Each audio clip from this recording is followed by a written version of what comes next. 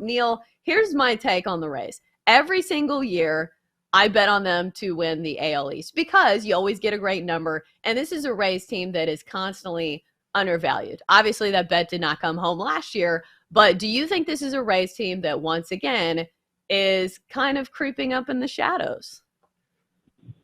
I think probably a little bit, Chelsea. And I appreciate you guys having me on. I think that generally, this team seems to perform at its best when people are underestimating them. And I think probably more so this year. I mean, you look, the Yankees won the division by a fairly comfortable margin last year. Everybody's talking about Toronto because of the changes they made.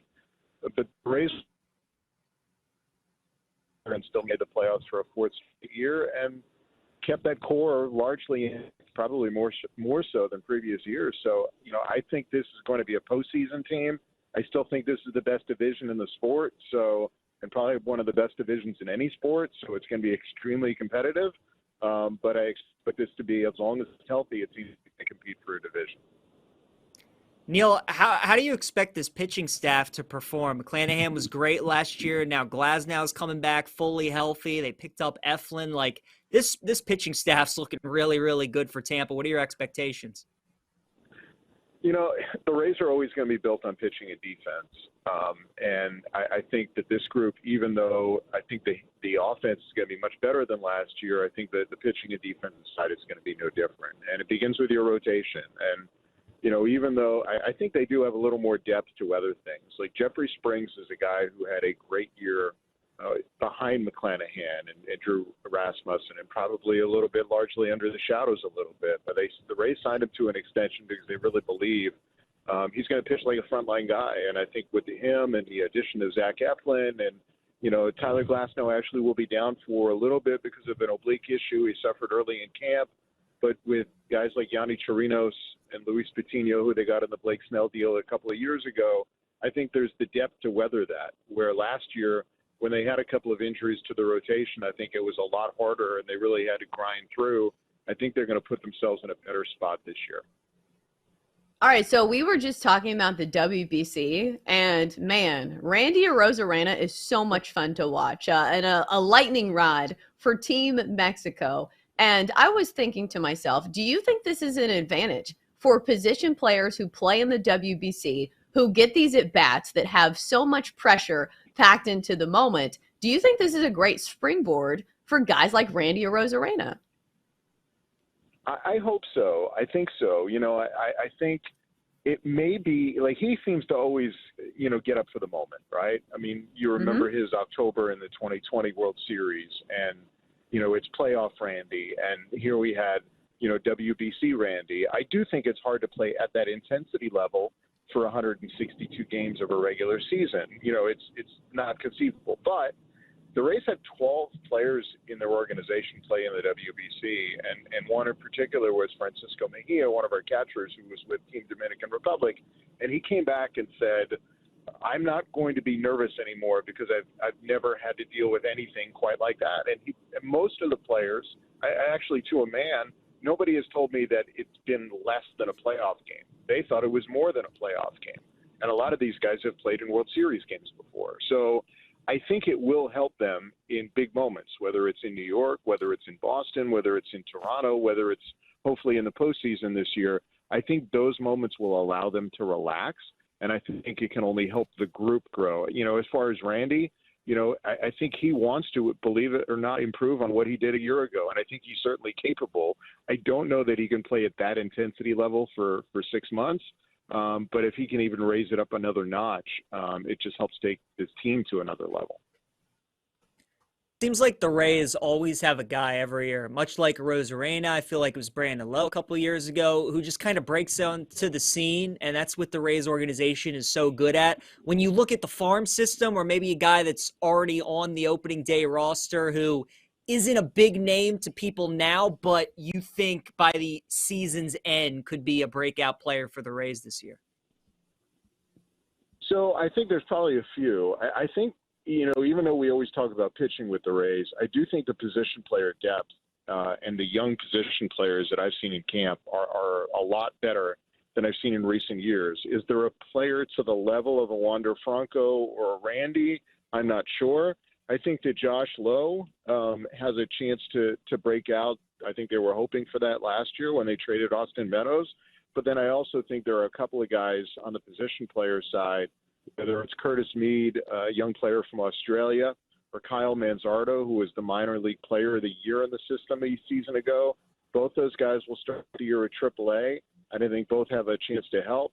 And then I think they've been really good at finding relievers who suddenly, take a big jump. Jason Adam with Team USA is a great example of that. And there's a right-hander, Calvin Fauché, who throws mid-upper 90s with a big curveball, who made his big league debut last year. But I think watching him in camp, he looks and seems conversationally like a different guy. And I think he has a chance to really take a big jump in the bullpen.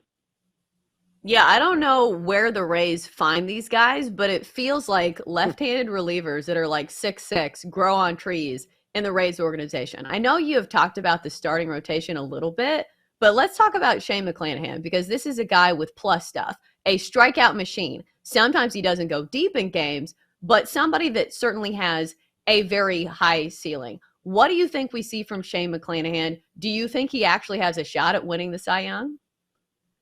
I do. If he makes all 30 starts, Chelsea, I think that's, what probably his – he may not say it publicly, but I wouldn't be surprised if that was his goal.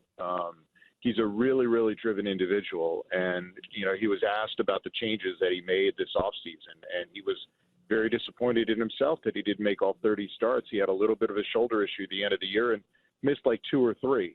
And, this is a guy who started the All-Star game last year, but if you look at his performance after the break, it wasn't as good as before, and his goal is to be that good for the entire season. And he came into camp in even better shape than he was a year ago. He came into camp stronger and looking a whole lot more, even though he was very fit last year, even more fit this year. And I think he's extremely, extremely driven. One of the things that he first said was, when Clayton Kershaw won a Cy Young, the next year he developed a new pitch. And his feeling is, well, why can't I be better every single year? And I think that's kind of the attitude that he takes. And if he can stay on the field for 30 starts, I would not be surprised if he's in contention for the Cy Young all year. Neil, I'm looking at the AL MVP market here, and you were touching on Wander Franco a little bit. He's 35-1 to win it. Do you see any value with Franco maybe to win AL MVP potentially? I think he's definitely capable of that kind of season.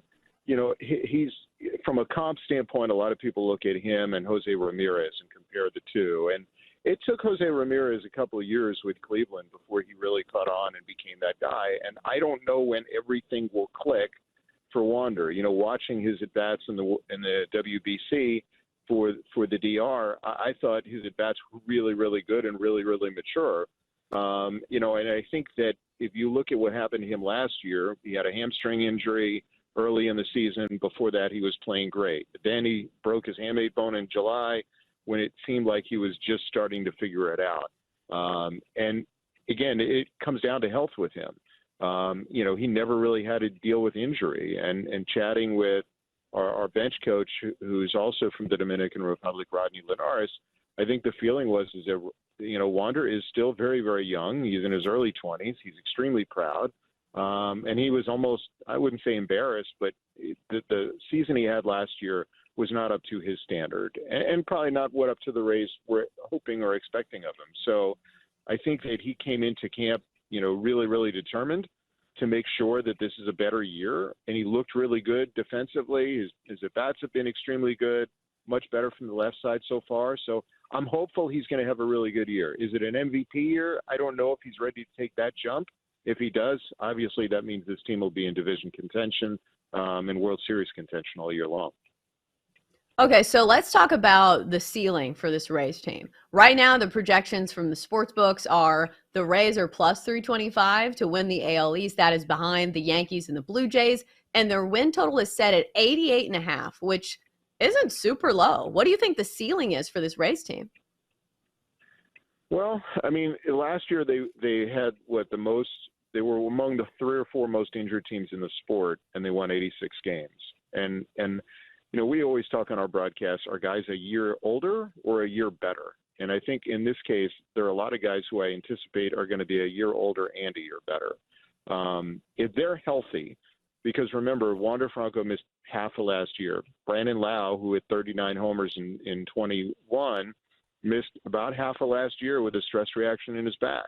And Manuel Margot, who was having a terrific season the first couple months, in fact, won a Player of the Month award for the American League, also missed nearly half of the year due to injury. And I think if those three guys and Randy and Yandy Diaz are play 130 games or more, I would be surprised if this isn't a 90-win ball club, because I think that core takes the pressure off some of the other young players in this group and makes them a really good team. And I especially think it helps because, remember, they're also playing a balanced schedule. And you're playing 14 games against division foes instead of 19.